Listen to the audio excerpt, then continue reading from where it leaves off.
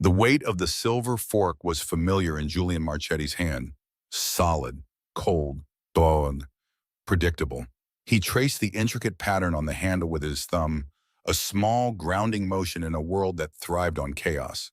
From his corner booth at Viridian, he could see the entire dining room. It was his restaurant, his fortress, built on dark wood, quiet money, and whispered agreements. The air was thick with the scent of roasted duck and old leather, a civilized perfume for the uncivilized business conducted within its walls. Across the table, Leo Gallo swirled the deep red wine in his glass. His face, a roadmap of 50 years spent navigating loyalty and danger, was etched with concern. "The Port Authority contracts are getting complicated," Leo said, his voice a low gravel that was easily lost in the restaurant's hushed symphony. "Costello's people are getting greedy. They want another 5%. Julian didn't look at him. His gaze was fixed on the dance of shadows and light across the polished floor. He knew about Costello. He knew about the 5%. He knew about everything that happened in his city. Knowledge was control, and control was the only thing that kept the ghosts at bay. "Costello's people are amateurs," Julian replied, his own voice quiet but carrying out a finality that Leo knew well. "They mistake noise for power. Let them make their noise. We will be silent, and we will win." Leo sighed, a sound of resignation. He knew better than to argue when Julian used that tone. It was the voice of Julian the Ghost Marchetti, the man who had risen from nothing to command an empire, the man who moved unseen, whose decisions fell like a guillotine, swift and irreversible. Julian placed the fork down, its tines clicking softly against the fine china. The sound was precise, controlled, just like him. Everything in his life was a fortress built against the memory of one single catastrophic loss of control, a memory he buried deeper every single day. Then the doors of Viridian opened, and Marcus Thorne walked in. He was a cancer in a tailored suit, all predatory charm and a smile that never touched his cold, dead eyes. Thorne was a necessary evil, a business associate with a network Julian occasionally found useful. He specialized in flesh and debt, two commodities Julian found distasteful but profitable. But Thorne never came alone. Tonight he was accompanied by a young woman. Julian's eyes flickered over her, a cursory assessment. She was young, maybe early 20s. Her dress was simple, a shade of dark blue that seemed to absorb the dim light around her. She was worn down, that much was clear. There were faint shadows under her eyes, and her shoulders were held in a permanent, defensive curve. She walked a half step behind Thorne, not like a partner, but like a shadow he was dragging along. Leo followed Julian's gaze. "Thorne," he grunted, his dislike for the man evident. "He called earlier, said he wanted to finalize the transport routes." Julian gave a slight nod, his attention still on the girl. Thorne guided her to a table in the center of the room, a place for display. He held her arm, his fingers digging into her bicep just a little too hard. A casual act of ownership. The girl flinched, a barely perceptible tightening of her jaw, but she said nothing. She kept her eyes down, fixed on the polished wood of the table as Thorne slid into the booth and gestured for her to sit opposite him. Julian had seen this 1,000 times. Powerful men and the women they treated as property. It was a currency in his world, as common as cash. Normally, he wouldn't have given it a second thought. It was not his business. Intervening in another man's affairs, especially a man like Thorne, was a breach of protocol. It was a sign of weakness, of emotion, and emotion was a liability he had surgically removed from himself years ago. But he kept watching. Thorne snapped his fingers at a waiter, ordering a bottle of the most expensive champagne without consulting and warned her. When it arrived, he gestured for her to pour. Julian saw her hand tremble as she lifted the heavy bottle. A drop of golden liquid spilled onto the white tablecloth, a tiny, effervescent stain. Thorne leaned forward, his voice a low, menacing purr that Julian couldn't hear but could perfectly imagine. The girl froze, her face paling. She carefully set the bottle down, her hands retreating into her lap as if she'd been burned. She didn't look at Thorne. She looked at her own hands, twisting a small, tarnished silver locket that hung from a delicate chain around her neck. Something in that small, desperate gesture snagged Julian's attention. It was the locket. It was the way her fingers worried the metal, as if it were the only real thing in the room. A flicker of an image, unwanted and sharp, pierced through the layers of ice he had packed around his heart. Another girl, another time, a cheap silver bracelet on a thin wrist. His sister, Maria, her terrified eyes looking at him, begging him for a help. He was too young, too weak, too powerless to give. He had failed her. He had watched as a man just like Thorne had devoured her spirit piece by piece until there was nothing left. And he had done nothing. He pushed the memory down, a violent act of will. That was a lifetime ago. He was not that powerless boy anymore. He was a king in his own kingdom. And what happened to Maria would never happen again. Not under his watch, not in his world, and certainly not in his own restaurant. Julian? Leo's voice cut through the haze. Are you listening? I said Thorne is looking over here. Julian's focus sharpened. Thorne had noticed him. He raised his glass in a mock toast, that reptilian smile spreading across his face. Julian ignored him. His eyes were on the girl. Eleanor Vance. He remembered her name from a file on his desk. Ellie. Her brother had gotten in deep with Thorne, a gambling debt that had ended with the boy taking a permanent way out. The debt, however, had not died with him. Thorne was not the kind of man to let a valuable asset go to waste. So now Ellie was paying. She must have felt his stare. Slowly, hesitantly, she lifted her head. Her eyes, large and brown and filled with a profound sadness, swept across the room. They were the eyes of a trapped animal searching for an exit that didn't exist. They passed over the other diners, the waiters, the bar. And then they found him. For a single, suspended moment, the entire world fell away. The noise of the restaurant, the smell of food, the presence of Leo beside him, it all vanished. There was only the silent, desperate connection between his booth in the shadows and her table in the light. He expected to see only fear. He saw it, yes, but there was something else in their depths. Underneath the exhaustion and the terror, there was a spark, a flicker of defiance, a stubborn, unbroken will that refused to be extinguished. It was a plea, but it was also a challenge. It was the look of someone who was drowning but had not yet stopped fighting. It was the look he had wished he had seen in Maria's eyes at the end. The connection broke. She dropped her gaze back to the table, her shoulders hunching even further, as if the brief moment of contact had cost her everything. But it was too late. The spark had already landed. It had found the dry, forgotten kindling of his past and set it ablaze. The cold, calculated fortress he had built around himself began to fracture. The ghost was feeling something, and that something was rage, a cold, clean rage he had not allowed himself to feel in 15 years. Julian, what is it? Leo asked, his voice now laced with genuine alarm. He had seen the shift in Julian's expression. The mask of indifference had slipped, revealing the predator beneath. Leave it. It's Thorne's business. We have a deal with him. Don't complicate things over a girl. Leo was right. It was the logical move, the smart move. Complicating things with Thorne would be messy. It would require effort, resources, and it would signal a weakness, an emotional impulse. In their world, such an impulse was blood in the water, and the sharks were always circling. He should look away. He should signal the waiter for the check. He should go back to his penthouse, to the sterile silence and the panoramic views of a city that was his. But he couldn't. He saw Maria's face superimposed over Ellie's. He heard his sister's desperate pleas he had been unable to answer. He remembered the suffocating feeling of his own powerlessness, a feeling he had sworn he would never experience again. He had spent his entire adult life accumulating power, building an empire of fear and respect, all to ensure that he would never again be the boy who could only stand by and watch. What was the point of all this power, of this kingdom he had built, if he still stood by and did nothing? It's bad for business, Julian, Leo pressed, his hand gripping Julian's arm. Think about the consequences. Julian looked down at his friend's hand, then back at Leo's worried face. There is only one consequence I am thinking about, Leo, he said, his voice dangerously soft, and that is the consequence of doing nothing. He stood up. The movement was fluid, silent, but it carried an immense weight. Conversation at nearby tables faltered. The air grew thick and heavy. Across the room, Thorne, who had been leaning in to whisper something vile to Ellie, paused. He watched Julian with a mixture of curiosity and annoyance. He thought this was about business. He thought Julian was coming to discuss contracts.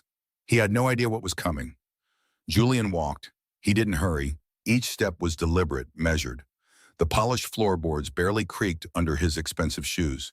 He moved through the tables like a shark gliding through water, a silent, unstoppable force of nature. He could feel every eye in the room on him. He could feel their fear, their curiosity. He fed on it. It was the armor he wore. He stopped at Thorne's table. Ellie flinched, curling into herself as his shadow fell over her. She probably thought he was one of Thorne's associates, another monster come to torment her. She refused to look up. Her world had shrunk to the tarnished locket between her fingers. Thorne leaned back, a smug grin spreading across his face. "Julian," he said, his voice slick with false camaraderie, "to what do I owe the pleasure? Come to renegotiate? I told your man, my price is firm." Julian didn't look at Thorne. His eyes were fixed on the top of Ellie's head, on the gentle curve of her neck. He could see the pulse beating frantically at the base of her throat. He could almost feel her terror. He reached out his hand. It moved slowly, deliberately, through the space between them. Ellie tensed, bracing for a blow, for a rough grip. Instead, his hand settled gently on her shoulder. The touch was firm, possessive, but there was no cruelty in it. It was a statement, an anchor. She stopped trembling. For the first time that night, she went completely still. Thorne's smile faltered. His eyes narrowed. "What do you think you're doing, Marchetti?" Finally, Julian turned his gaze to Thorne. His gray eyes were like chips of ice, devoid of all emotion. He let the silence stretch, letting Thorne's confusion curdle into anger. He let every single person in the restaurant watch. He wanted witnesses. Then he spoke. His voice was not loud. It was a quiet, chilling declaration that cut through the silence of the room like a shard of glass. "She's with me now."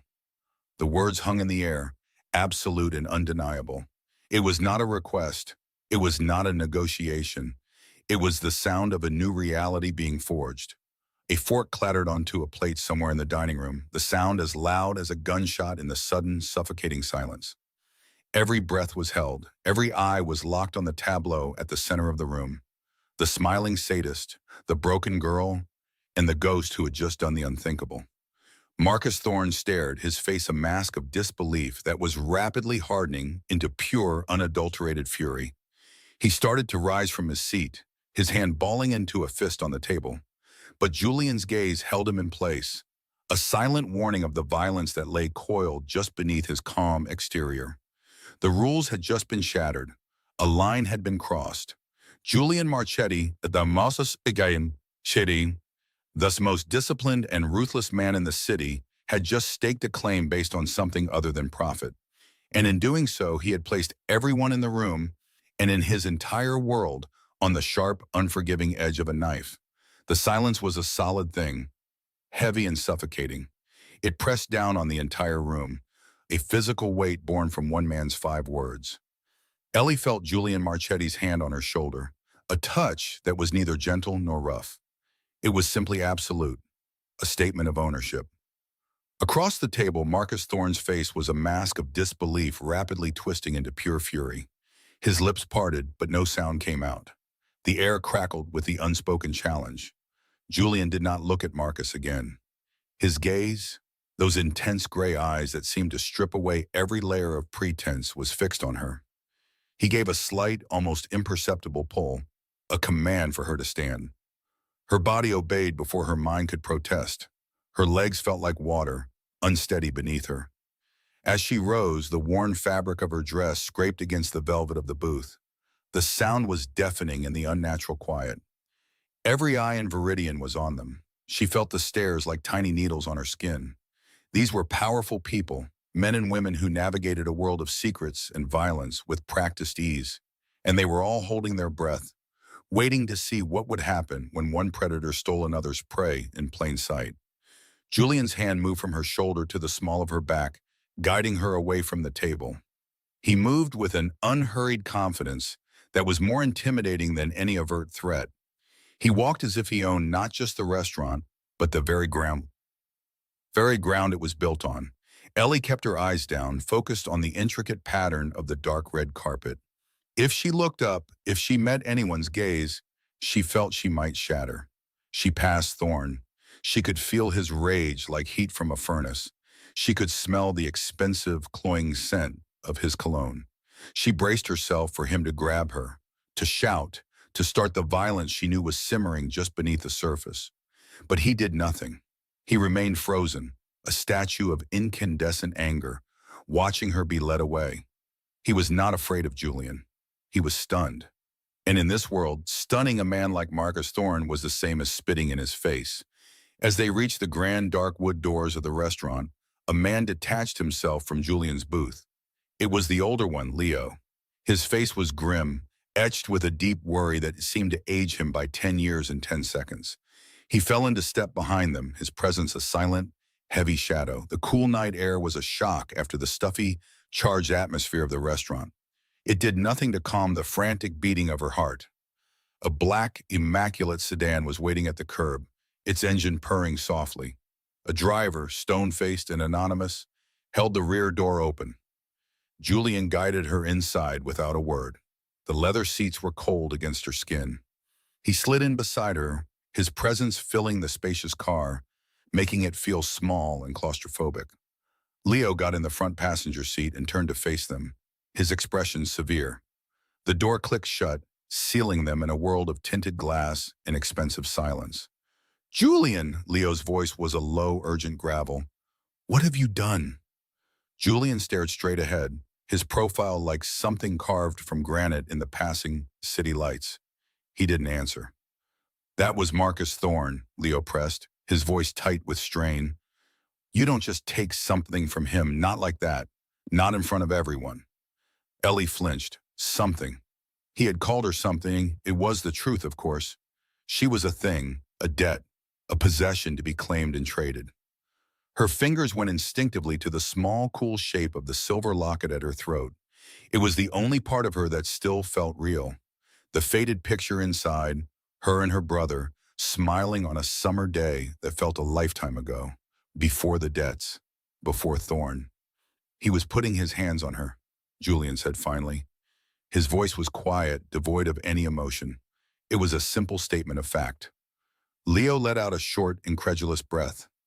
He's been putting his hands on people for 20 years. It's what he does. It's his business. It was not our concern. He gestured vaguely toward Ellie. You just made her our concern. You just painted a target on your own back for a girl you don't even know. Ellie shrank back into the seat, trying to make herself smaller. He was right. She was a nobody. She was the reason a war was about to start. A wave of nausea rolled through her. She had spent 2 years trying to be invisible, to quietly pay a debt that was never hers, to survive. Now the most dangerous man in the city had just shone a spotlight on her. Thorne will not let this go, Leo continued, his voice rising slightly. This isn't about the girl anymore. This is about respect. You publicly humiliated him. He will rally his allies. The Antonelli family, the Petrov brothers. They already think you're too controlled, too corporate. They will see this as weakness, an emotional, irrational act. They will see it as an opening. Julian turned his head slowly and looked at his old advisor. The streetlights slid across his face, illuminating the faint scar on his jaw. His gray eyes were like ice. Then let them see it. The finality in his tone silenced Leo completely. The older man just shook his head, slumping back in his seat and staring out at the blurred lights of the city. The rest of the ride passed in a tense, suffocating silence. Ellie watched the skyscrapers slide by, towering monoliths of steel and glass. They were beautiful and cold and utterly indifferent, just like the man sitting beside her. She tried to understand what had just happened. Why him? Why now? She remembered that moment in the restaurant, the brief accidental meeting of their eyes. She had been drowning, her desperation a silent scream. He had looked at her, and for a fraction of a second, she had seen something flicker in his gaze. Not pity, not desire, something else. Recognition, maybe, as if he were looking at a ghost. But it was gone as quickly as it came, replaced by that unnerving calm. Now sitting next to him, she felt no gratitude, only a new, more profound kind of fear. She had been living in a wolf's den, but she knew the wolf. She understood its habits, its snarls, its hungers. Julian Marchetti was something else entirely. He was a creature of the abyss, a ghost who moved through the world unseen until he chose to materialize. And he had chosen to materialize for her. The question was why? The car slowed, turning into a private underground garage. The space was clean, brightly lit, and empty except for a few other luxury vehicles. It was as silent as a tomb. The driver killed the engine. The sudden lack of motion was jarring. "I will handle the immediate fallout," Leo said, his voice weary. He didn't look at Julian. "I'll make some calls. Try to gauge the temperature. But Julian, be prepared. The storm is coming." Julian just gave a slight nod. Leo got out of the car, his shoulders slumped with the weight of the night's events. He disappeared through a side door without another word. Julian turned to her. The intimacy of the enclosed space was suddenly overwhelming. "Come," he said. It wasn't a request. He led her to a private elevator. There were no buttons, just a single keycard scanner, which he swiped. The doors slid shut with a quiet hiss, and the elevator began its ascent, fast and smooth. Ellie watched the floor numbers climb, her stomach sinking with each one. 10, 20, 30, 40. They were going to the top of the world. The doors opened directly into a vast, open space. Her breath caught in her throat. 3 of the 4 walls were floor-to-ceiling windows, revealing a breathtaking panoramic view of the city lights spread out like a carpet of scattered diamonds. The floor was polished white marble that reflected the cityscape. The furniture was sparse, modern, and brutally minimalist. A black leather sofa, a glass table, a few pieces of abstract art that looked more like elegant wounds on the stark white walls. The place was magnificent. It was also the coldest, most sterile room she had ever seen. It wasn't a home. It was a display case, a fortress of glass and stone designed to keep the world out and its owner in. Julian walked toward the center of the room, his expensive shoes making soft, solitary clicks on the marble floor. He stopped and looked out at the city below, his back to her. "No one will touch you here," he said, his voice echoing slightly in the cavernous space. "Thorn can't get to you. You are safe." Safe. The word sounded alien, a concept from a forgotten language. She looked around the luxurious prison at the man who had brought her here. He had not rescued her. He had merely transferred her ownership.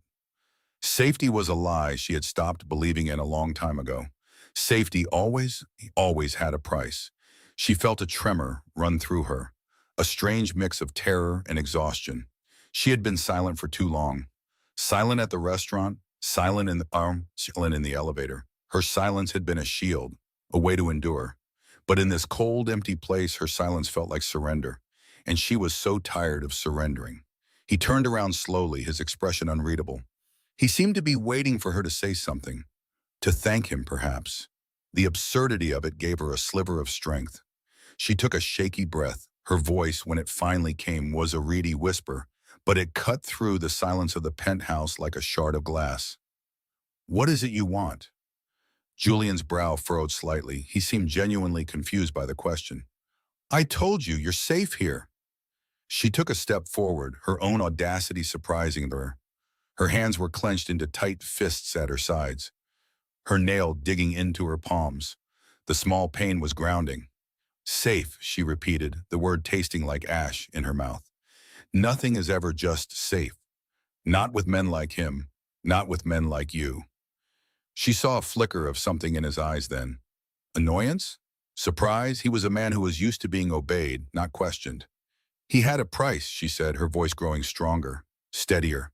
She was talking about Thorn, but she was looking directly at Julian. "It was my brother's debt, a number on a piece of paper that I could never hope to pay. It was my life, but at least I knew the price. I understood the cage I was in." She gestured around the magnificent, empty room, at the million-dollar view, at him. "So I'll ask again, what is the price for this cage?" Her question hung in the vast, sterile air between them. It was a challenge, a demand. She wasn't thanking him for her salvation. She was asking for the terms of her new servitude. She was looking at the man who called himself the Ghost, the man who had single-handedly upended her world and possibly started a war, and she was asking him for the bill. Julian stared at her. The practiced, cold mask of control on his face faltered. For the first time since she had seen him, he looked utterly lost. He had acted on an impulse he did not understand, a ghost of a memory he had long since buried. He had seen her desperation and reacted, a reflex born from a forgotten failure. He had brought her here to keep her safe, to right some cosmic wrong that only he could see. But he had no plan beyond that. He had not considered the after. He had not considered what she would think, what she would feel. He only saw the problem, and he removed it. Now the problem was standing in his living room, looking at him not with gratitude, but with the same weary, defiant eyes of someone who knew that one monster had just replaced another. She saw the truth in his silence. He had no answer. Her question revealed a stark, ugly reality. In her world, there were no saviors. There were only new owners. And he, the great Julian Marchetti, had no idea how to tell her he wasn't one of them, or if he even could. The silence stretched on, a confession all on its own. He had done the unthinkable, but he had never thought about what would come next. Julian's silence was a wall of glass, clear, hard, and impossible to break through. Her question, what price, echoed in the vast, empty space between them. He watched her, his gray eyes unreadable, and for a moment Ellie thought he might not have heard. But he had. She saw the slightest tightening of the scar along his jaw. He heard every word and had no currency to pay for it. He could not offer reassurance because in his world, reassurance was a lie. He gave a small, almost imperceptible nod toward a hallway she hadn't noticed, branching off from the main living area. Your room is the second door on the left. There are clothes, food is in the kitchen. No one will bother you. His voice was low and flat, a command disguised as information. He turned and walked away toward a different corridor without another word, his footsteps unnervingly quiet on the polished marble floor. He left her standing alone in the cavernous room, her question dissolving into the cold, still air. The unspoken answer was the most terrifying one of all. The price was not yet set. The next day was a study in luxurious confinement. Ellie awoke in a bed larger than the entire bedroom of her old apartment. The sheets were silk, cool against her skin, and the morning light streamed through a window that was not a window at all, but an entire wall of glass. It showcased the city sprawling below, like a map of a world she no longer belonged to. She was on top of the world and completely trapped. Hesitantly, she got up. On a dark wood chair, clothes were laid out.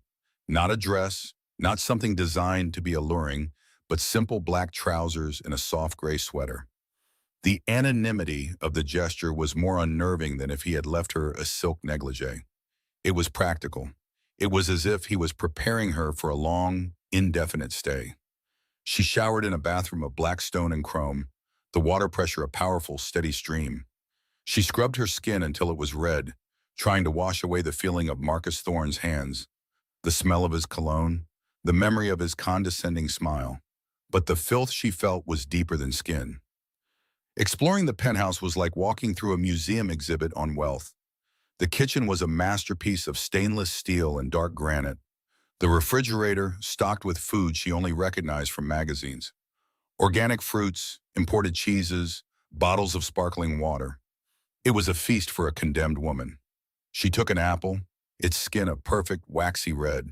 She bit into it, the crunch echoing in the oppressive silence. The sweetness was jarring. It felt wrong to taste something so good while her life was in ruins. She clutched the small silver locket around her neck. The metal was cool against her palm, its dented surface familiar and real in this place of cold perfection. Inside was the faded picture of her and her brother Thomas, taken years ago. His smile was wide and easy, before the bad choices, before the debt, before he had left her to pay for his mistakes with her own life. This locket was the only thing that was truly hers. Everywhere she went, she felt eyes on her. She would look up suddenly, expecting to see a guard in a doorway, or Julian Marchetti himself watching her from the shadows. But there was never anyone there. The emptiness was the guard. The silence was the warden. She knew with a bone-deep certainty that she was being observed. She found a small, black, half-dome camera mounted discreetly in the corner of the ceiling in the main living area. Of course, the cage was not just gilded, it was monitored. She felt a chill that had nothing to do with the apartment's air conditioning. She was an experiment, a specimen under a microscope, and she had no idea what hypothesis she was meant to prove. In his office, a room as stark and controlled as the man himself, Julian watched her.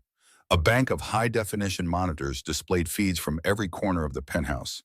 He saw her pick up the apple. He saw her trace the frame of the massive window with one finger. He saw her hand fly to the locket at her throat, a gesture of self-preservation he was beginning to recognize. Leo Gallo walked in without knocking, his heavy presence a disruption in the sterile environment. He held 2 glasses of water, placing one on the corner of Julian's desk. "You haven't slept," Leo said. It was not a question. "There is work to do," Julian replied, his eyes never leaving the screens.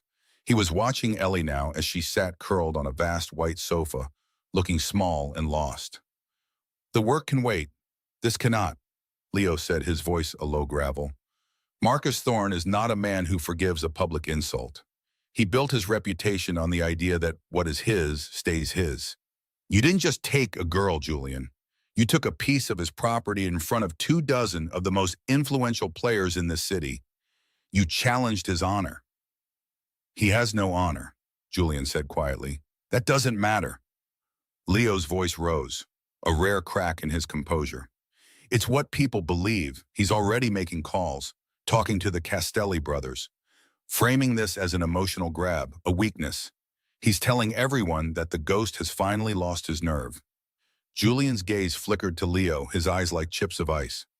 "Let him talk. Talk is how wars start. We are not prepared for a war with Thorne, not when he has the Castellis listening. This is not a strategic move. This is something else, and I don't know what it is." Leo looked from Julian to the monitor, where Ellie was just a still figure on a couch. "For her? A girl you don't know? Wait, and Julian turned his chair away from the screens, facing the dark, reflective window of his own office. His reflection stared back, a ghost in a tailored suit. He didn't answer. He couldn't. How could he explain that when he looked at Ellie, he didn't see a stranger? How could he put into words the cold dread that had seized him in that restaurant, a feeling he hadn't experienced in 15 years? He didn't need to close his eyes to see it. The memory was always there, waiting just beneath the surface. He was 22, all sharp angles and simmering ambition, but not yet powerful, not powerful enough. His sister Maria was 17. She had the same dark hair as him, but her eyes were full of a light he had never possessed. She found him in the small apartment they shared above a bakery, the air thick with the smell of yeast and sugar. She was crying, her thin shoulders shaking.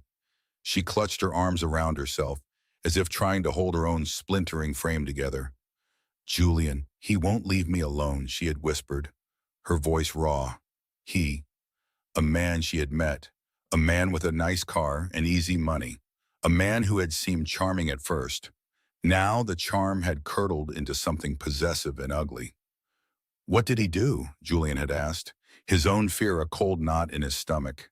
He was just a kid himself, running small errands for smaller bosses, trying to climb a ladder that seemed to have no end. He says I owe him for the things he's bought me, for his time." Her words tumbled out, a confession of naivety. "He waited for me after school. He said if I ever tried to leave him, he would hurt me. He said he would hurt you." Julian remembered the surge of useless rage. He had wanted to find this man, to tear him apart, but he knew he couldn't. This man was connected. Julian was nobody. To act would be suicide. It would bring a world of pain down on both of them. So he had done the only thing he could, the thing that had haunted him every day since. He had held her and told her to be smart. "Just be careful, Maria. Avoid him. Don't provoke him. I'll figure something out. I promise." It was a lie, a coward's promise. He had no plan. He had no power. He watched his sister's hope curdle into fear, then into a resigned sort of despair. He watched the light in her eyes dim over the next few weeks. And then, one evening, she didn't come home. The police found her 2 days later. The official report said it was an accident. Julian knew better. He knew it was a message. It was a lesson in powerlessness. That was the day Julian Marchetti died and the ghost was born. He had clawed his way up, fueled by a cold, silent fury. He built an empire on the single, unwavering principle that he would never be powerless again. He would control everything and everyone, so that what happened to Maria would never happen again. He looked back at the monitor. Ellie had not moved. Her hand was still at her neck, holding that locket. She was Maria, sitting in his apartment, begging for a help he could not give. But now he could. He was not that powerless boy bag anymore. He was Julian Marchetti, and this time he would not fail. Leo, Julian said, his voice returning to its usual frigid calm, double the security on all our warehouses, and I want eyes on every move Marcus Thorne makes. I want to know when he breathes and who gives him the air. Leo nodded, recognizing the tone. This was not the voice of a man acting on impulse. This was the voice of a general preparing his battlefield. I'll handle it, he said, and left the room. Julian remained watching the girl on the screen. He was protecting her, yes, but he knew in a dark and honest corner of his soul that he was also using her. She was his penance, his chance to rewrite the one part of his history that was written in blood and shame. The next afternoon, one of the guards stationed in the hallway of the penthouse buzzed Julian's office. Sir, a delivery has arrived. It's for Ms. Vance. From who? Julian asked, his body tensing. The courier said it was sent by Mr. Thorne's office. A cold certainty settled in Julian's gut. This was it, the first move. Not a bomb, not a threat shouted across a table. Something quieter, more personal, more cruel. Was it screened? Yes, sir, it's clean, just a small box. Julian paused. He could have it thrown away. He could keep it from her, shield her from whatever psychological game Thorne was playing. But that would be a lie. It would be treating her like a child, like an object to be protected. She needed to know what she was up against. She needed to understand the nature of the man he had taken her from. Take it to her, Julian ordered, his voice tight. He leaned forward, his focus entirely on the monitor that showed the main living area. He watched as the guard, a large stoic man named Thomas, approached Ellie. She flinched when he spoke to her, her body recoiling as if expecting a blow. Julian saw the guard offer her the small, elegantly wrapped box. She stared at it, her hands in her lap. She was afraid to touch it. After a long moment, she took it from him with trembling fingers. The guard retreated, and Ellie was alone again with the ball. It sat on the glass coffee table in front of her, a perfect little square of malice. She stared at it for what felt like an hour. Julian watched her, his own breathing shallow. He could feel the memory of Maria pressing in on him, the scent of the bakery, the feel of his sister's tears on his shirt. Finally, Ellie reached out. Her fingers moved slowly, deliberately, as she untied the simple black ribbon. She lifted the lid. For a moment, she just looked inside. Her posture was completely still. Julian couldn't see her face clearly, but he could imagine the confusion turning to dawning horror. Then she reached in and lifted something out. It was a man's watch, a heavy silver chronograph with a dark blue face. It caught the light from the window, and Ellie broke. It was not a loud or dramatic collapse. It was a silent, complete disintegration. Her shoulders began to shake violently. The watch fell from her fingers, landing softly on the plush white rug. She wrapped her arms around her stomach, her head bowing down as if the air had been punched from her lungs. A sound escaped her, a choked, guttural sob of pure agony that the high-fidelity microphones picked up with perfect, brutal clarity. She slid from the sofa onto the floor, curling into a ball. The tears she had held back for so long finally came, not as a gentle release, but as a wrenching storm of grief and despair. It was the sound of a soul being flayed. Julian watched, his own hands gripping the arms of his chair. He saw the watch on the floor. He saw her small, shaking form. He was no longer in his office. He was back in that tiny apartment, listening to his sister cry, promising a salvation he could not deliver. The same rage, the same ice-hot feeling of helplessness surged through him. It was a poison he thought he had purged from his system years ago, but it was still there, dormant and waiting. His hands balled into fists, the knuckles turning white. The polished wood of his desk groaned under the pressure.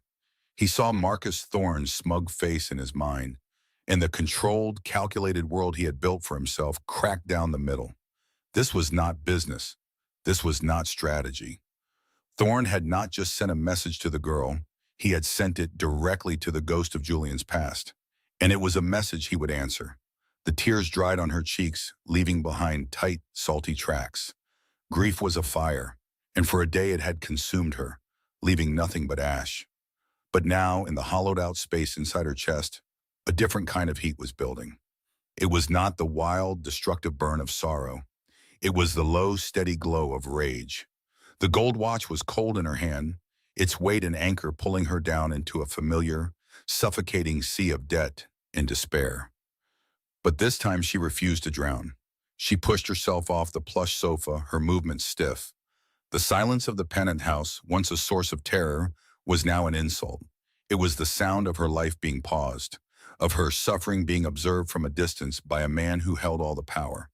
She walked through the vast, empty living space, her bare feet silent on the cold marble floor. Her eyes scanned the room until she found him.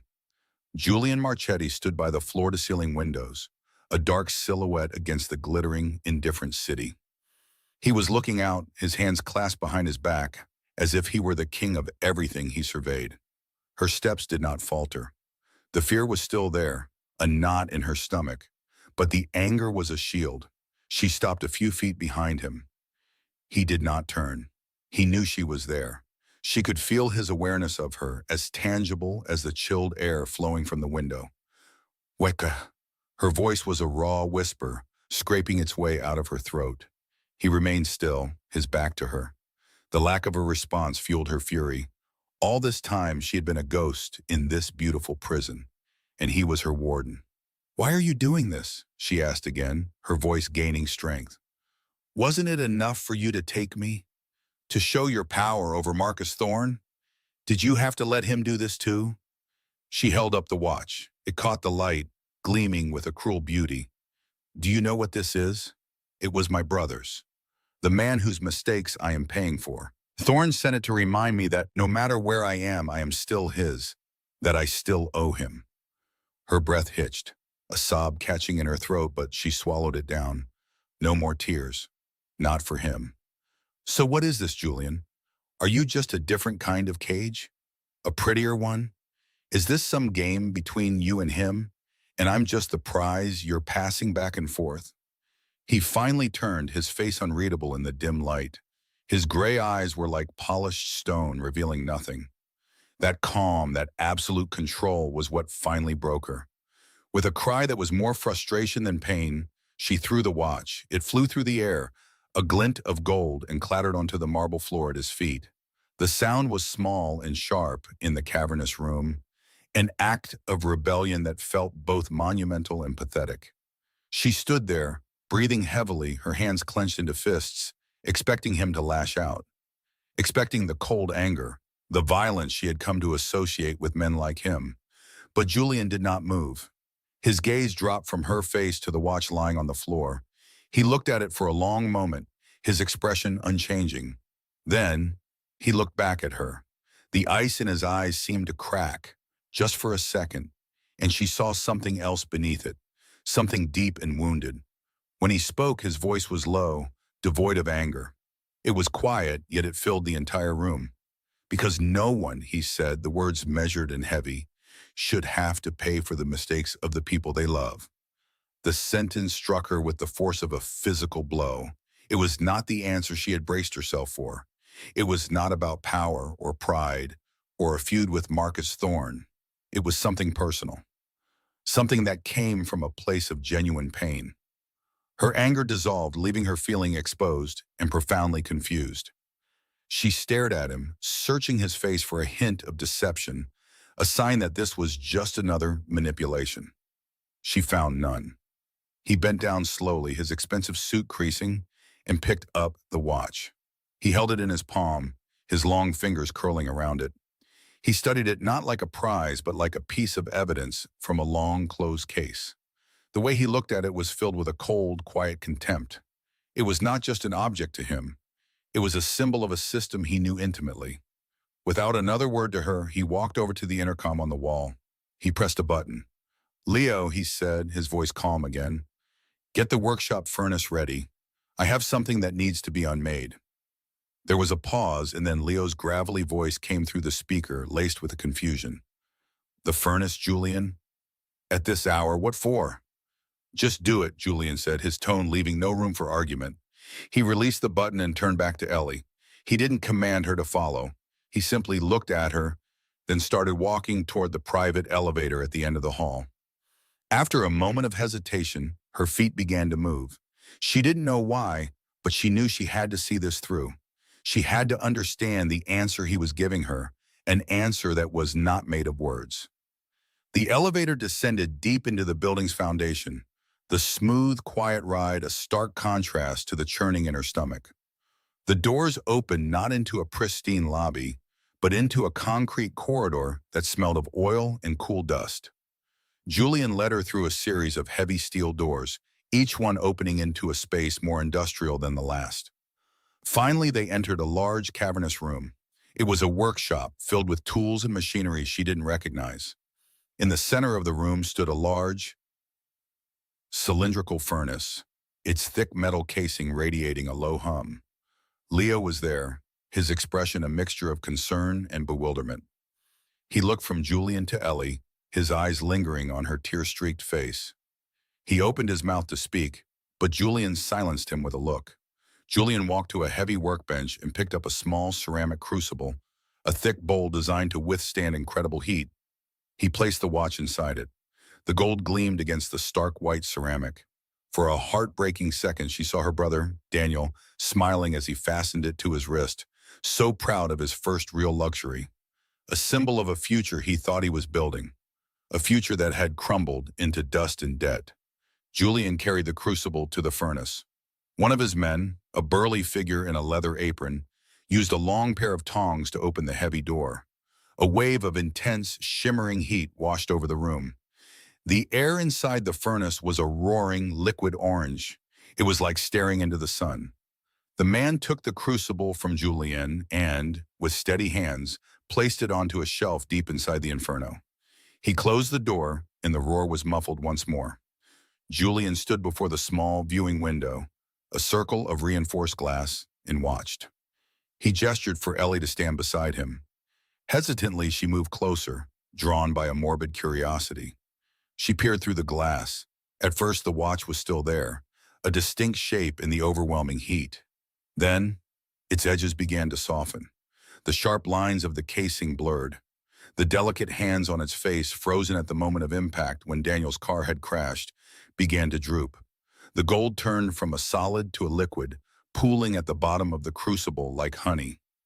The stainless steel components held their shape for a few seconds longer, a skeletal framework before they too surrendered, dissolving into the molten gold. She watched until there was nothing left. No face, no gears, no strap, just a small, shimmering puddle of liquid metal.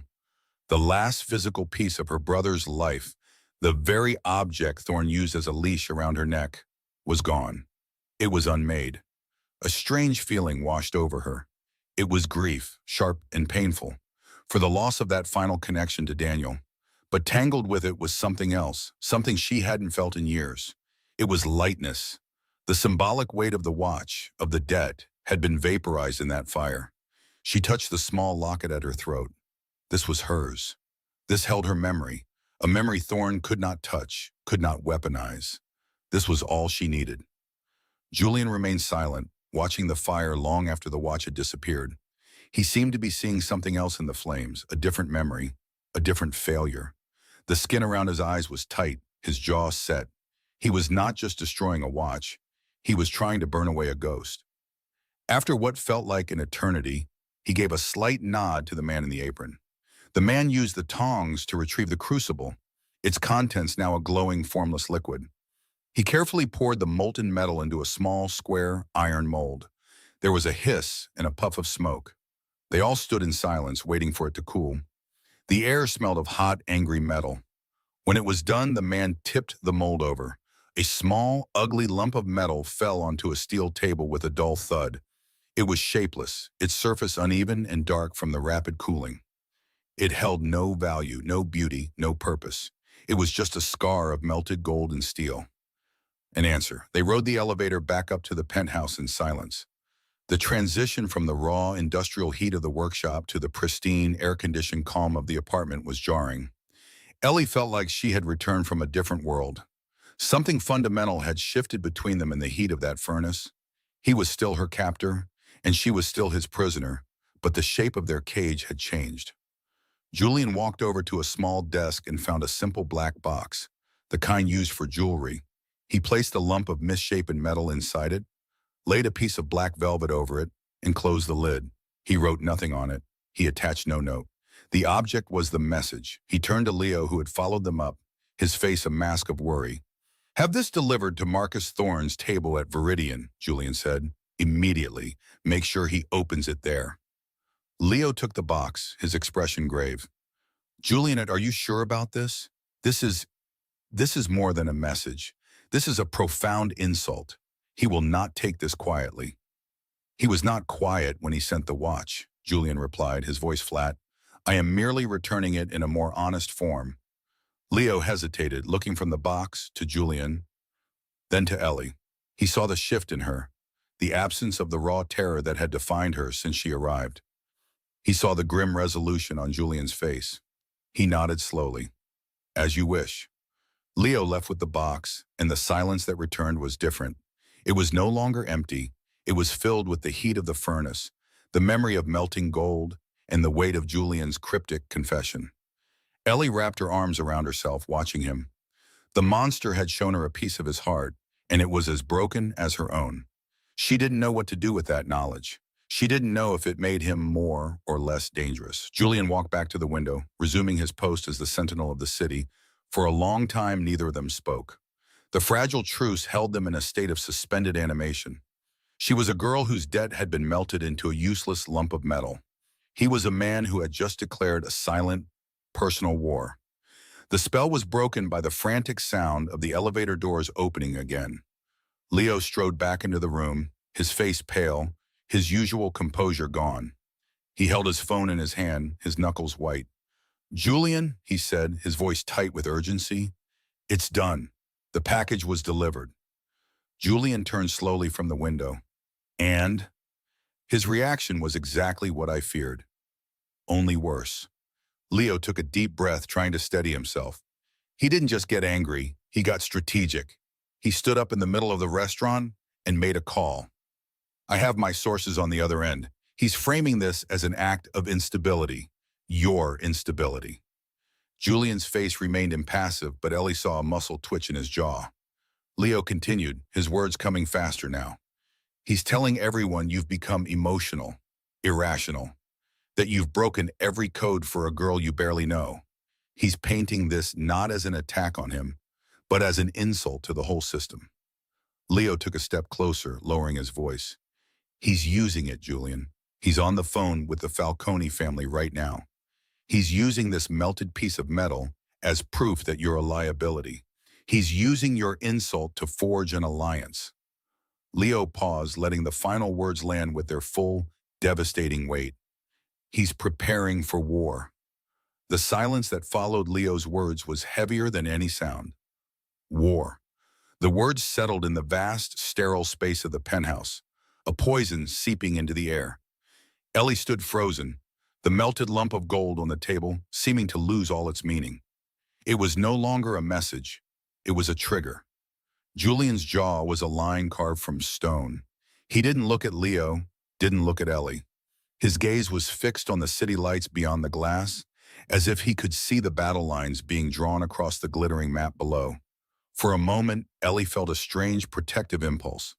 She wanted to tell him it wasn't his fault, that she had been the one to throw the watch. But the look on his face stopped her. This was not a man who dealt in blame or regret. He dealt in consequences. He was calculating them now, his mind a fortress she could never hope to enter. Leo shifted his weight.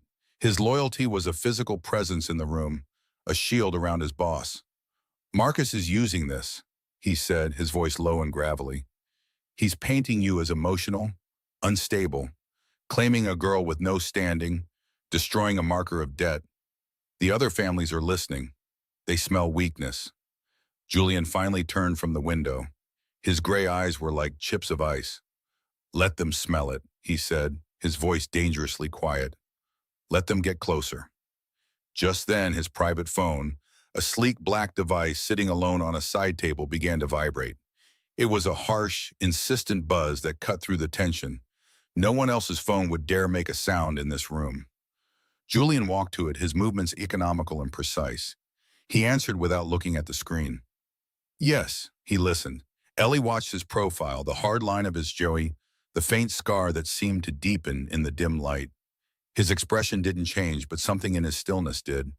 It became absolute. A predator listening for the snap of a twig. Ellie found herself holding her breath, her hands clasped so tightly her knuckles were white. "How many?" Julian's voice was flat. Another pause.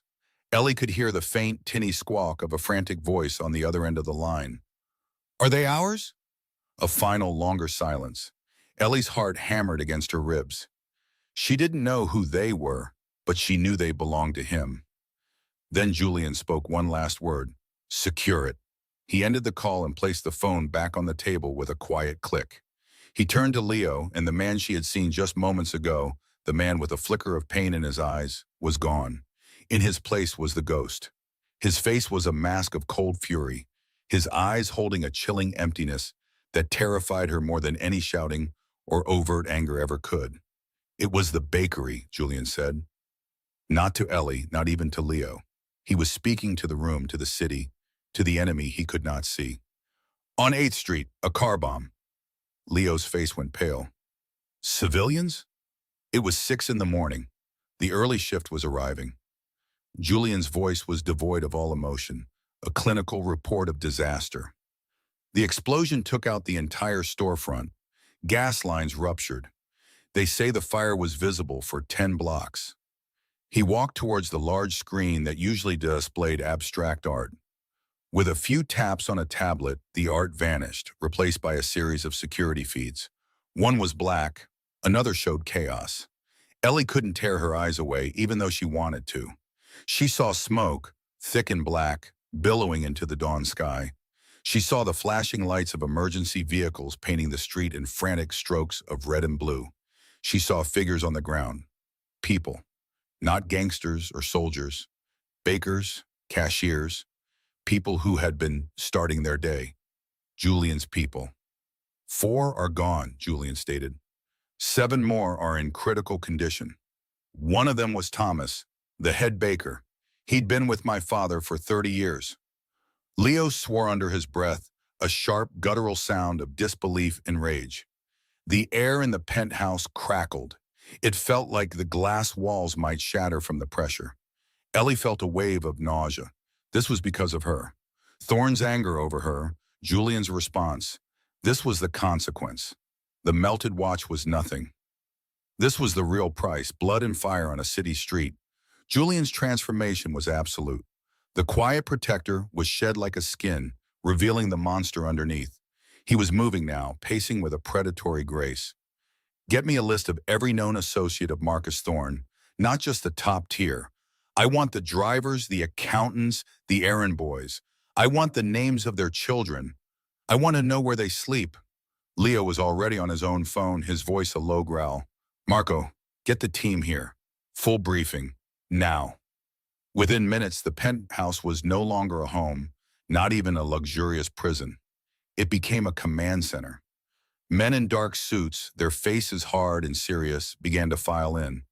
They moved with a quiet efficiency that was more intimidating than any army. They didn't look at Ellie. To them, she was a piece of furniture, an irrelevant detail in the unfolding crisis.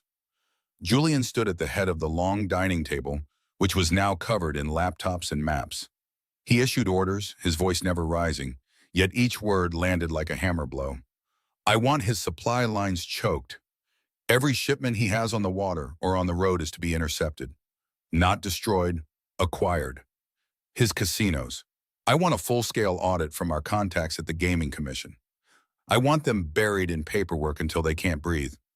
The union official he has on payroll, take him off the board. quietly. Ellie shrank back into a corner of the enormous sofa, trying to make herself small. She was watching a machine of vengeance being assembled, piece by chilling piece. Julian was the engine, his cold rage the fuel. The fragile connection she thought they had formed, the shared moment of vulnerability, it was an illusion. He had spoken of not wanting her to pay for her brother's mistakes, but he was about to make dozens of families pay for thorns. He was just like them. A king of a violent, broken world, moving his pieces across a board stained with blood. She felt a tremor start in her hands. The room was closing in. The low, urgent murmur of men speaking, the glow of the screens, the icy presence of Julian at the center of it all. It was too much. She felt the same suffocating panic she'd felt at Viridian, the night this all began. She had to get out. Not out of the penthouse, she knew that was impossible, but out of this room. Pushing herself up from the sofa, she moved silently along the wall. No one noticed her. All eyes were on Julian. She slipped past the entryway and down a long, white hallway she hadn't dared to explore before. The sounds of the war room faded behind her with every step. The air grew still, silent. Here, the penthouse was once again just a space, cold and impersonal. She passed several closed doors. She had no idea where she was going, only that she was moving away from the storm. At the end of the hall was a single dark wood door, different from the others. It was slightly ajar. Driven by a desperate need for sanctuary, for a single quiet corner in this fortress of dread, she pushed it open and slipped inside. She found herself in Julian's private office. It was as minimalist and controlled as the rest of the apartment. A large black desk, perfectly clear except for a single keyboard and a dark screen. A wall of books, all arranged with spine-chilling precision. The scent in the room was different, though. Faintly of old paper, leather, and something else. Something personal. It was the first room that felt like it might actually belong to a human being. She moved towards the desk, her hand tracing its cold, smooth surface. She felt like an intruder, a ghost in his inner sanctum. Her breath hitched. She should leave. But her feet felt rooted to the spot. The quiet in here was a balm after the controlled chaos outside. She just needed a minute. 1 minute to breathe. As she turned to leave, her elbow bumped against a small stack of leather-bound journals on the corner of the desk. One of them slid off and fell to the floor with a soft thud. Ellie flinched, her heart leaping into her throat. She quickly knelt to pick it up, her fingers fumbling. As she placed it back on the desk, she noticed something beneath where it had been.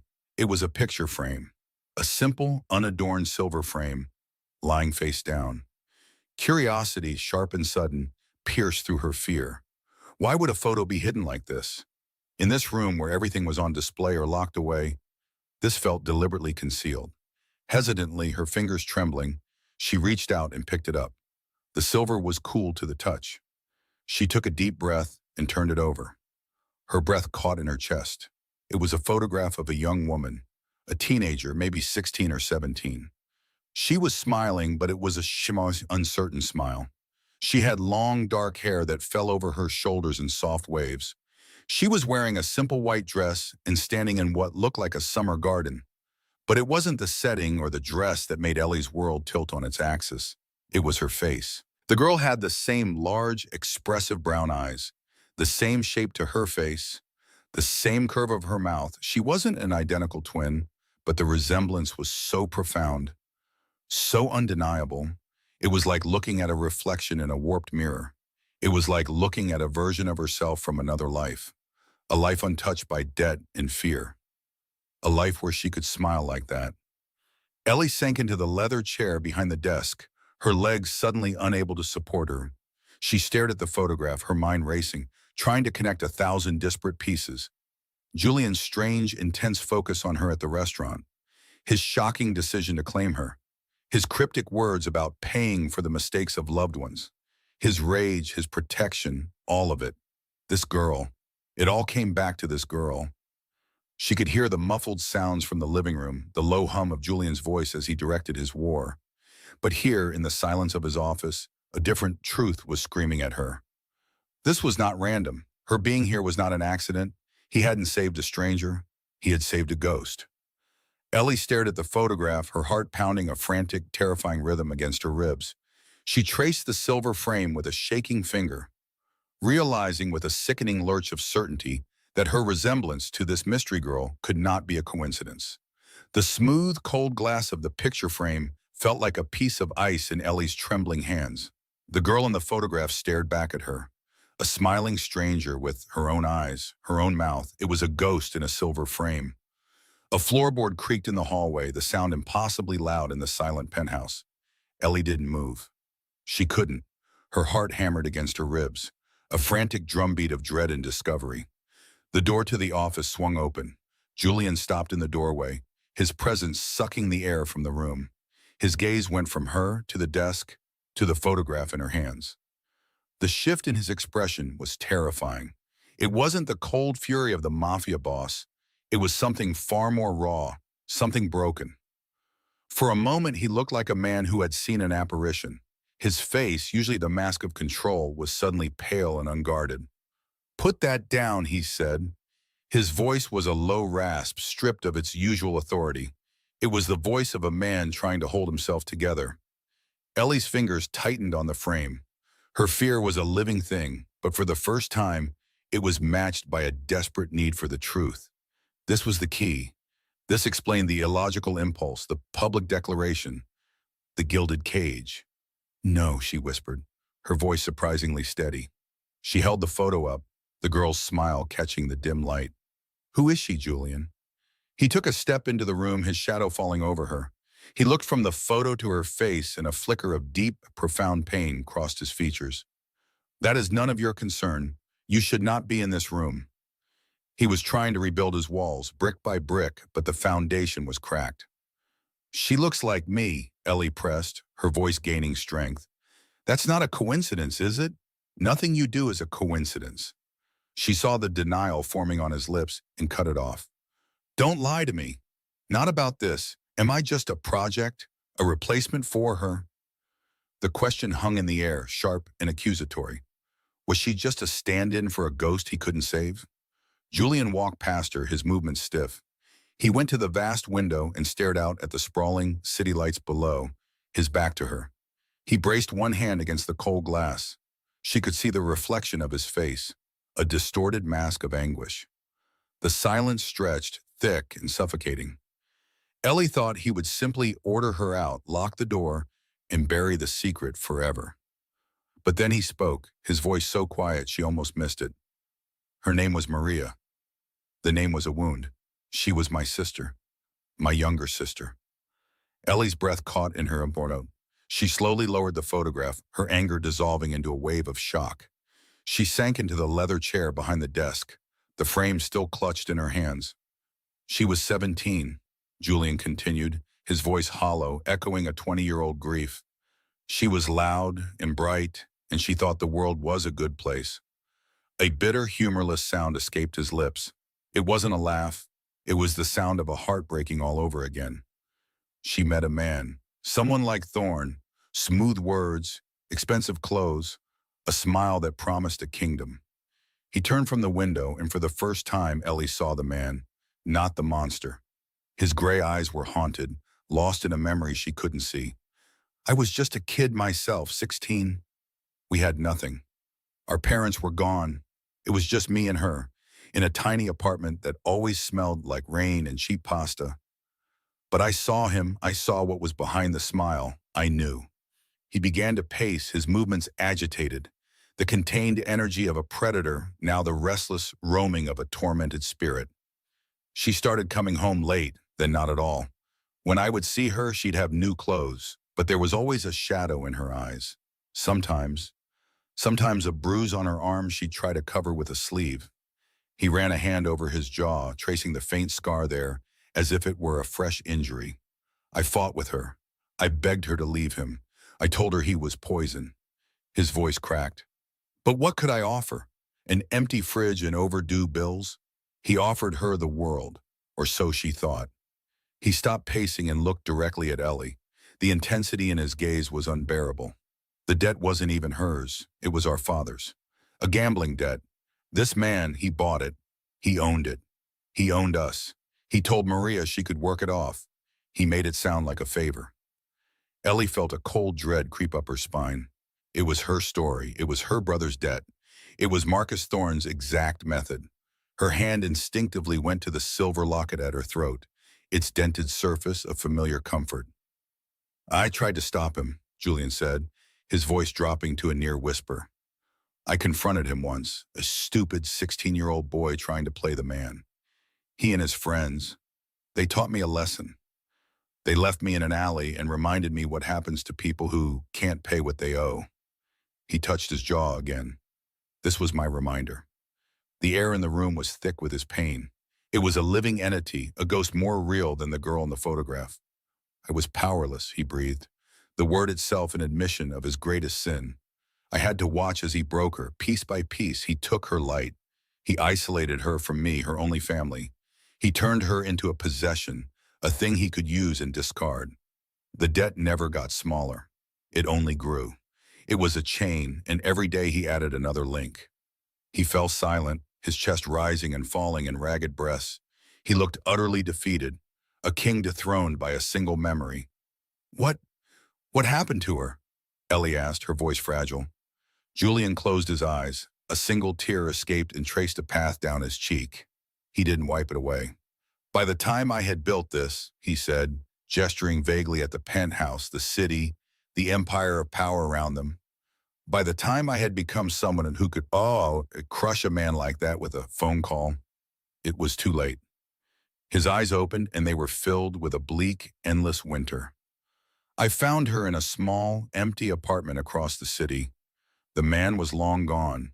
The debt was paid, but the Maria I knew was already gone. What was left was just a shadow. She didn't last a year. The words hung in the air, simple, brutal, and absolute. He didn't need to say more. Ellie understood. She looked down at the smiling girl in the frame, and then at the haunted man standing before her. She saw it all now. The violence, the control, the cold fury, it was all armor. Armor built around the hollow space where a powerless 16-year-old boy still stood in an alley, bleeding and helpless. He finally walked towards the desk and sank into the chair opposite her. He looked exhausted, as if the confession had drained the very life from him. He stared at the photograph in her hands. When I saw you, he said, his voice now quiet and steady, filled with a strange, terrible clarity. That night in the restaurant, standing next to Thorne, with that same look in your eyes, that mix of fear and defiance I saw in Maria's 100 times. It was like the last 20 years never happened. He leaned forward, his hands clasped on the desk. Every choice I've made since she died, every brutal act, every calculated risk, it was all to build a wall so high that I would never be powerless again, so that I could protect what was mine. He shook his head slowly. But it was all for nothing. It couldn't bring her back. It was just revenge on a world that let it happen. He finally met her eyes, and there was no hiding anymore. There was only the raw, desperate truth. And then I saw you, and for the first time in 20 years, I felt something other than rage or emptiness. It was a chance, a second chance, to stand up to that man, to do what I couldn't do for her. He let out a long, shuddering breath. This isn't about you being her replacement, Ellie. It's about me.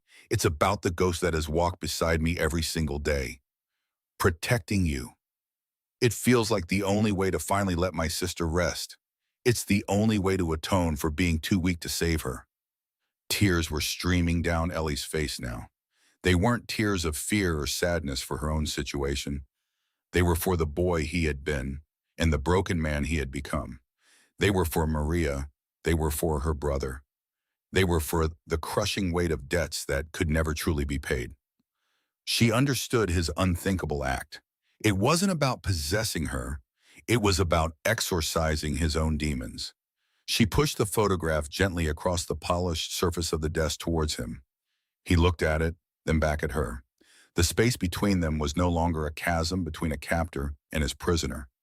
It was a fragile bridge, built of shared grief and a terrible, painful understanding. The power he held over her was gone, replaced by a shared vulnerability that was far more potent. He was not her keeper. He was her reflection in a shattered mirror. The silence that followed was not empty. It was filled with everything that had been said and everything that hadn't. It was the quiet of a battlefield after the fighting has stopped, when the survivors simply sit and breathe in the devastating aftermath. For the first time since she had met him, Ellie didn't feel like she was in a cage. She felt seen. Suddenly, the office door burst open, slamming against the wall with a deafening crack. The spell was broken. Leo Gallo stood in the doorway, his face ashen, his chest heaving for breath. His usual composure was gone, replaced by pure, frantic alarm. He didn't seem to notice the tears on Julian's face or the charged atmosphere in the room. He looked wildly at Julian, then his eyes darted to Ellie, and a new layer of horror washed over his features. "Julian," he gasped, the word torn from him. "It's Thorn. He's lost his mind. He's making his move." Julian was on his feet in an instant, the mask of the ghost slamming back into place. "What is it, Leo? What has he done?" Leo's eyes were fixed on Ellie, full of grim apology and terror. He took another ragged breath and delivered the final devastating blow. "He has your aunt, Ellie. He found your Aunt Sarah. He's holding her hostage." The fragile quiet in Julian's office did not just break, it shattered. Leo's words hung in the air, sharp and cold as broken glass. Ellie's aunt, a woman she hadn't seen in 5 years. A woman Thorn had found, a forgotten thread he could pull to unravel everything. Ellie felt the blood drain from her face. The warmth from Julian's confession, the strange, fragile bridge built between them moments before, turned to ice. It was her fault. This was all her fault. Julian did not move. For one long, terrifying second, he remained perfectly still, his eyes fixed on the photograph of Maria still clutched in his hand. The grief that had softened his features moments ago did not simply vanish. It hardened. It crystallized into something else entirely. It was a terrifying alchemy, watching the pain in his eyes cool into a flat, lethal gray. The sorrow was gone, replaced by a focus so absolute it seemed to suck the very air from the room. He placed the picture frame face down on his desk with a quiet, deliberate click. The sound was as final as a closing casket. "Where?" Julian's voice was low, devoid of any emotion at all. It was the calm at the center of a hurricane. Leo, ever the pragmatist, but was already holding his phone. "We don't know." He sent a text to my number. A single photo of her tied to a chair, and a message. He wants a meeting, midnight, to discuss terms for her release and for Ellie's return. Ellie flinched. Return. The word was a cage door slamming shut. She looked at Julian, expecting to see if the calculating boss weighing his assets, considering his losses. But he wasn't looking at Leo. He was looking at her. And in his eyes, she saw not a calculation, but a promise. The haunted man was gone. The ghost was here. "He's not getting her back," Julian stated. It was not a boast. It was a fact. He turned to Leo, his movements now fluid and precise. "Get the maps. I want satellite imagery of every warehouse, every abandoned factory Thorn has ever used or been linked to. Cross-reference property records for the last 10 years. I want to know where he feels safe, where he feels powerful." Leo nodded, already moving, his own expression grim. "Julian, this is a trap. You know it is. He's leveraging your involvement. He's trying to pull you out into the open." "Of course it's a trap," Julian said, his voice dropping even lower. "He thinks he is setting it for me. He's wrong." Ellie watched them, a storm of commands and logistics swirling around her. Men with grim faces and holstered weapons began to appear in the penthouse, speaking in hushed, urgent tones. They were a silent army, and Julian was their undisputed king. She felt a familiar paralysis creep in, the instinct to shrink, to become invisible, to just wait for the next terrible thing to happen. It was a feeling she had lived with for 2 years under Thorn's thumb. But something was different now. She looked at the picture frame on the desk, the face of the girl she would never know. Maria. Julian had been powerless to save his sister. Now another innocent woman, her own aunt, was caught in the same web. And this time it was because of her. The shame and fear were still there, a cold knot in her stomach. But beneath it, a tiny hot ember of anger began to glow. She took a breath. Her hands were shaking, so she clenched them into fists at her sides until her knuckles were white. She walked across the vast office, stepping into the circle of grim-faced men surrounding the large table where Julian and Leo were poring over blueprints. They all stopped and looked at her. For a moment, she was just an outsider, the girl who had started all this trouble. Julian's eyes lifted from the map. They were patient, waiting. "You're looking in the wrong place," Ellie said. Her voice was thin, but it didn't tremble. "You're thinking like a strategist. You need to think like a sadist." Leo looked at her, his expression a mixture of impatience and pity. "Young lady, with all due respect, we know how to handle Marcus Thorne." "No, you don't," Ellie countered, her gaze locked on Julian. "You know his business. You know his associates. I know his ego. I know how he boasts when he thinks he's won." She took another step closer to the table. "He won't use a place he's linked to. That's too easy to trace. He'll use a place that means something to him, a place that feeds his narrative." Julian leaned back slightly, giving her his full attention. "Go on." "There's a warehouse," she said, the memory surfacing, cold and unpleasant. It was from a night months ago when Thorne had been celebrating a particularly cruel piece of business. He had been drinking, his usual smugness amplified. "It's in the old docklands. He doesn't own it. It's been abandoned for decades. But he used it once, a long time ago, to, to make an example of someone who betrayed him." She swallowed, the words tasting like ash. "He called it his theater. He said it was the perfect stage. He talked about the acoustics, how you could hear everything from everywhere. He was proud of it. He'll go back there. He's sentimental about his own cruelty. He'll want to perform for you." A heavy silence fell over the room. Leo stared at her, his skepticism melting away. Julian's eyes narrowed, not with doubt but with intense focus. He looked at one of his men. "The old Sterling Imports warehouse at the East Pier. Pull it up, now." A few keystrokes on a laptop and a grainy aerial photo filled a large screen, a sprawling derelict building isolated at the end of a crumbling pier. It was a dead end, a perfect cage. "He would want us trapped," Leo murmured, seeing it instantly. "One way in, one way out." "He thinks he's writing the ending," Julian said softly. He looked back at Ellie, and for the first time, she felt like a partner, not a pawn. "But you just gave us the script." The plan came together with terrifying speed. Julian's men would move in first, silent and unseen. They would use the information Ellie had provided, the layout Thorne had so arrogantly described. They would become part of the shadows, part of the decaying structure itself, long before Thorne ever arrived. The trap would be turned on its master. When it was all decided, Julian turned to her. "You will stay here. You will be safe." Ellie shook her head. The girl who had flinched from his touch in the restaurant was gone. The woman standing before him now had found her spine. "No.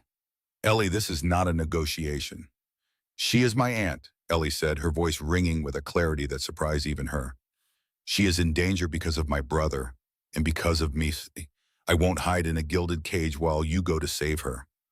I'm not a child. I'm not your sister. I am not another ghost you have to carry. I am going with you." Julian's jaw tightened. He looked as if he was about to issue a command that could not be disobeyed. He studied her face, searching for the fear, the hesitation, but he found only a raw, unyielding resolve that mirrored his own. He saw the woman who had thrown a watch at his chest and demanded answers. He saw the woman who had walked into his war room and changed the entire strategy.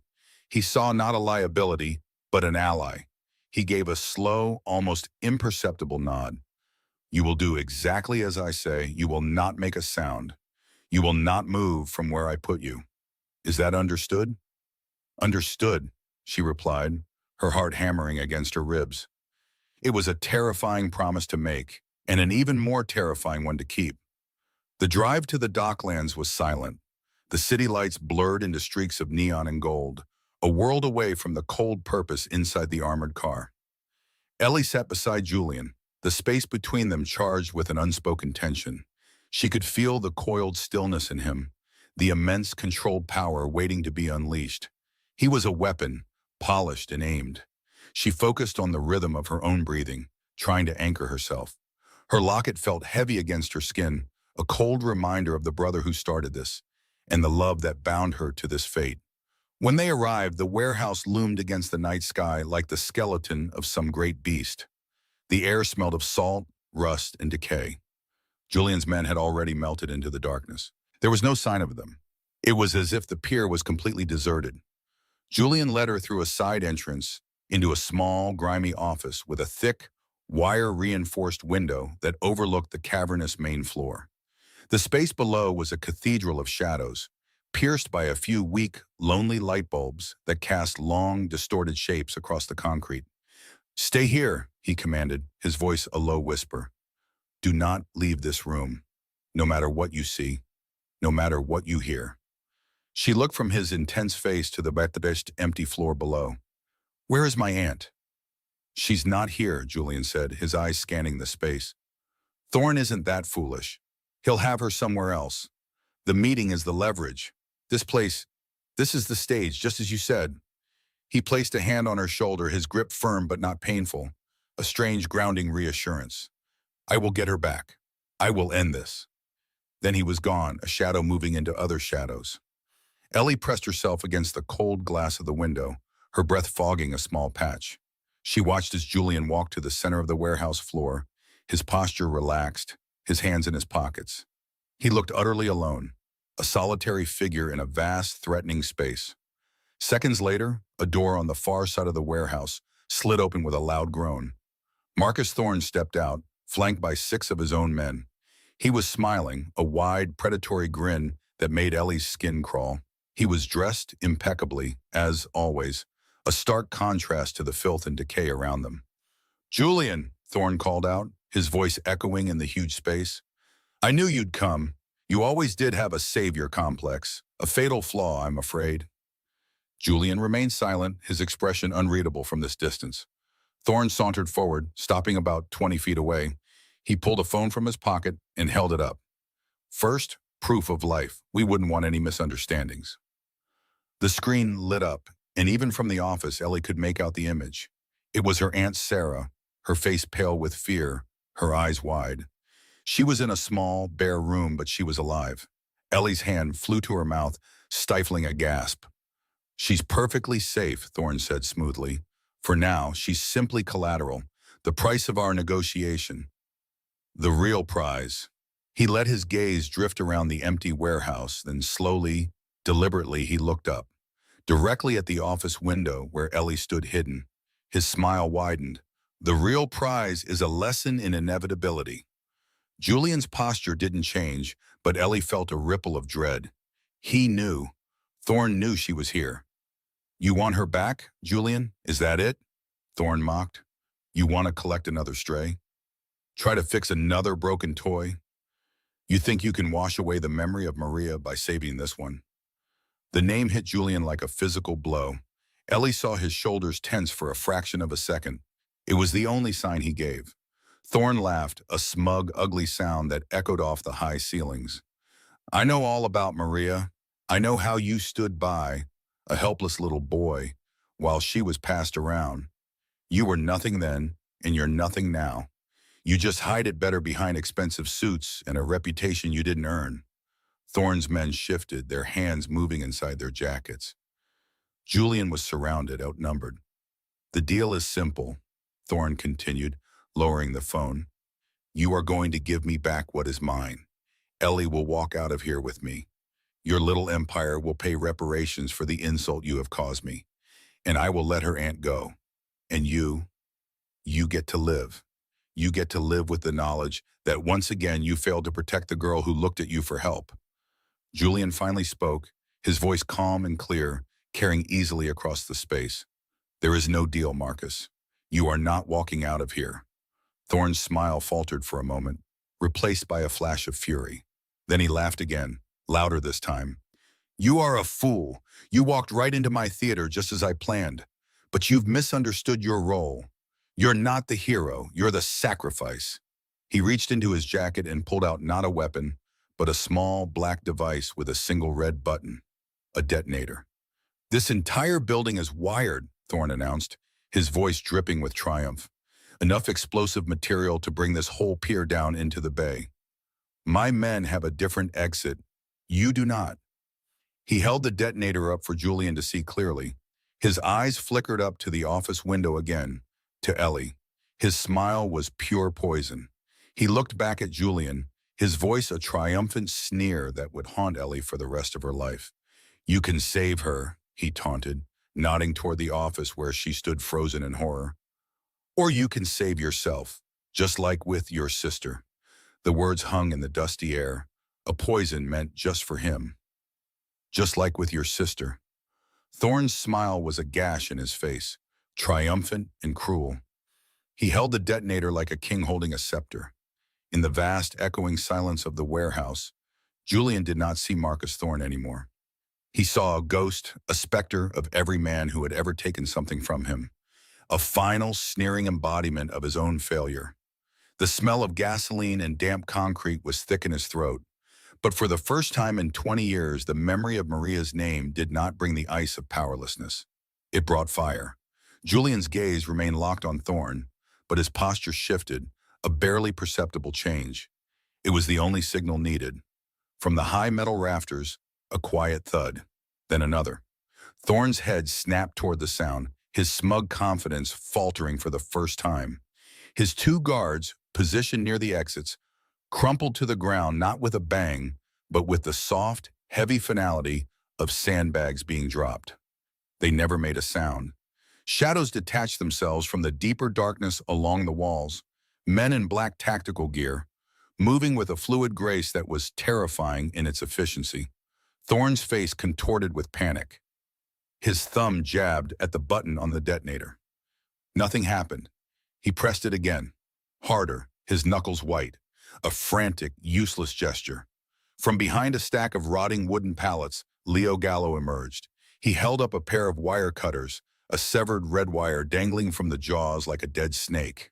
He gave Julian a single grim nod. The main charge, the one crudely wired to a set of propane tanks, was inert.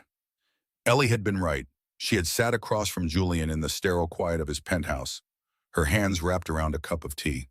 "He'll want to be close enough to see it," she'd said, her voice soft but certain. "But he's a coward. He'll have a bigger, simpler bomb he can set off from a distance if he needs to run. He will always give himself a way out." Her insight, born from years of watching the monster at work, had given them this moment. Thorne let out a choked animal sound of disbelief and rage. He threw the useless detonator aside and lunged, not at Julian's men, but at Julian himself. It was a primal, desperate attack. He was a cornered rat biting at the wolf. The fight was not cinematic. It was ugly, clumsy, and brutally short.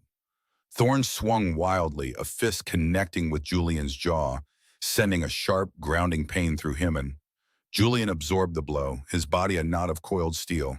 He didn't retaliate with a flurry of precise strikes. He simply closed the distance. He grabbed the front of Thorne's expensive suit, the fine fabric tearing in his grip. He slammed him back against a cold steel support pillar. The impact echoed with a hollow boom. Thorne's breath left him in a whoosh. For a second, their faces were inches apart. Julian could see the raw terror in the man's eyes, the pathetic disbelief that his world of threats and power plays had collapsed into this moment of physical violence. All the games were gone. All the leverage was gone. It was just two men in a dusty warehouse, at the end of a long and bloody road. Julian felt a lifetime of cold fury surge through him. The image of Maria's tear-streaked face flashed in his mind, followed by the image of Ellie, her eyes wide with a fear he had sworn to extinguish. He tightened his grip, lifting Thorne slightly off his feet. The struggle was brief. When Julian finally stepped back, his chest heaving, Marcus Thorne slid down the pillar to the concrete floor. He lay still, his empty eyes staring up at the dusty beams of the ceiling. A profound silence fell over the warehouse, broken only by Julian's ragged breathing. There was no triumph on his face, only a vast, hollow emptiness. The ghost had been exorcised, but the act had carved out a piece of his own soul. Leo's voice cut through the haze. "We have her. She's safe." His men had found Ellie's aunt, a terrified but physically unharmed woman, locked in a small shipping office at the back. They let her out, wrapping a blanket around her shoulders. She looked at Julian with witchy, fearful eyes, and he simply gave a slow, deliberate nod before turning away. He couldn't face her gratitude. He couldn't face anyone. He walked out of the warehouse and into the cold night air, leaving the cleanup to Leo. The war was over. The debt was paid. but he had never felt more alone. Weeks passed, the city outside the penthouse windows remained unchanged, a sprawling map of lights that glittered with an indifference he understood. The war he had anticipated never fully materialized. With Thorne gone, his fragile alliance of rivals had crumbled into paranoia and infighting. Julian's organization had methodically and quietly absorbed the pieces, their power more consolidated than ever before. Yet the victory felt like ash in his mouth. The penthouse was no longer a cage. It was just a home, a quiet, still place. Ellie moved through it with a newfound ease. The deep, ingrained fear that had kept her shoulders hunched was gone.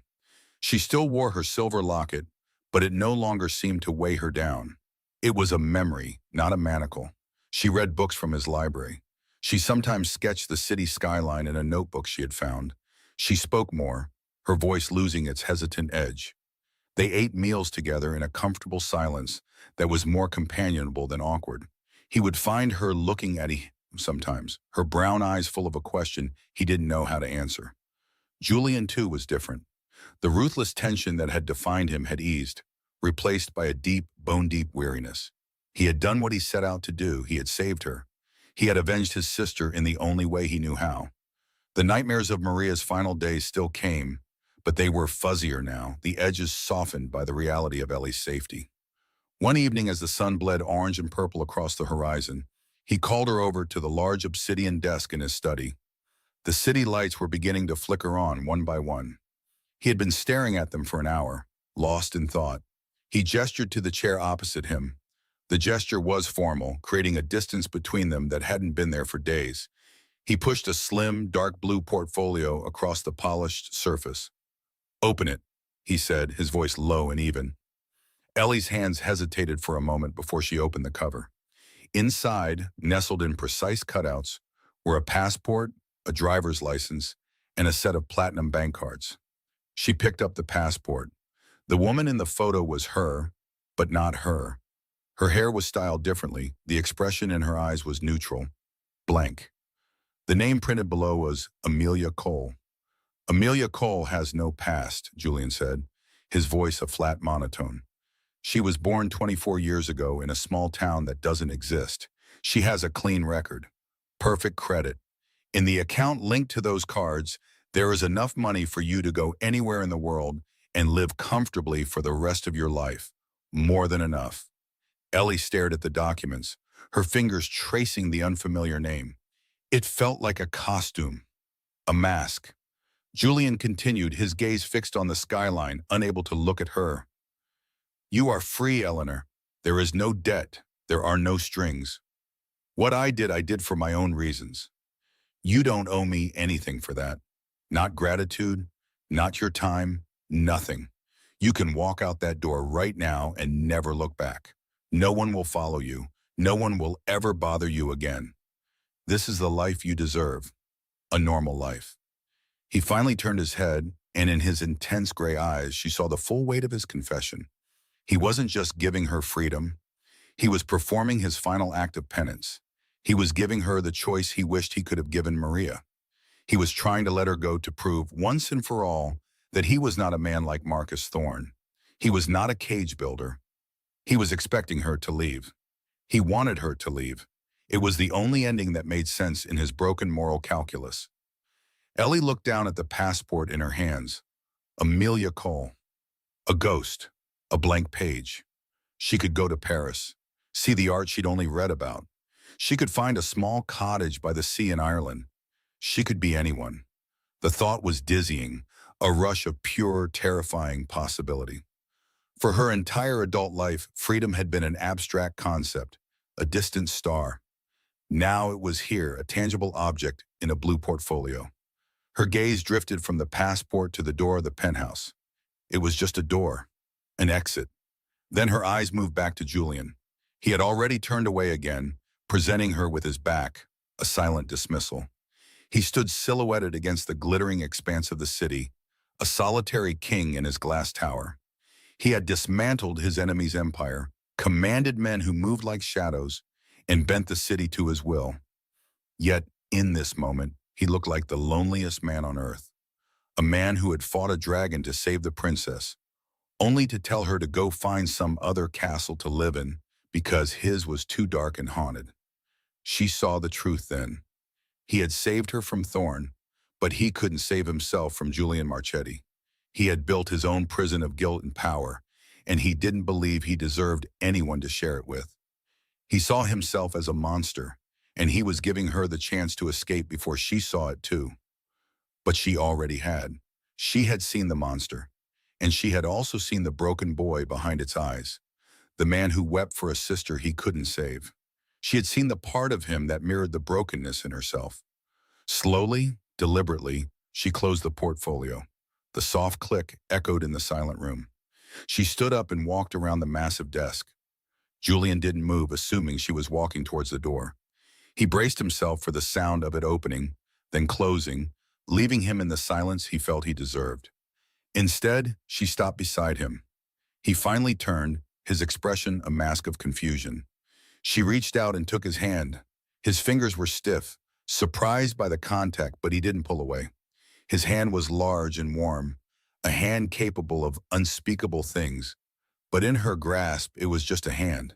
She looked from their joined hands to his haunted eyes. "What if I don't want to be Amelia Cole?" she asked, her voice quiet but firm. "What if I'm tired of running? What if freedom isn't a place you go to, but a person you choose to stand with?" Julian stared at her, his composure finally cracking. For the first time, he had no plan, no strategy. He had accounted for every possibility except one, that she would choose to stay, that she would see the fortress not as a prison, but as a sanctuary that needed a second inhabitant, that she would look at the monster and not be afraid. She gently tugged his hand, leading him away from the desk in the silent judgment of the empty city. They walked into the living area, the portfolio with his promise of a new life left forgotten behind them. She didn't offer him forgiveness or absolution. She didn't promise a bright and easy future. She simply stood with him in the quiet of the penthouse, their hands clasped together, two survivors looking out at the endless night, choosing not to face it alone. It was not a perfect ending, but it was a beginning. What would you have done? One line in the comments. Let's argue it out together. Where did the story catch you? Which scene made you stop and think? A small like is a small move, but it's a big support for this channel. See you in the next story. Subscribe so you don't miss it.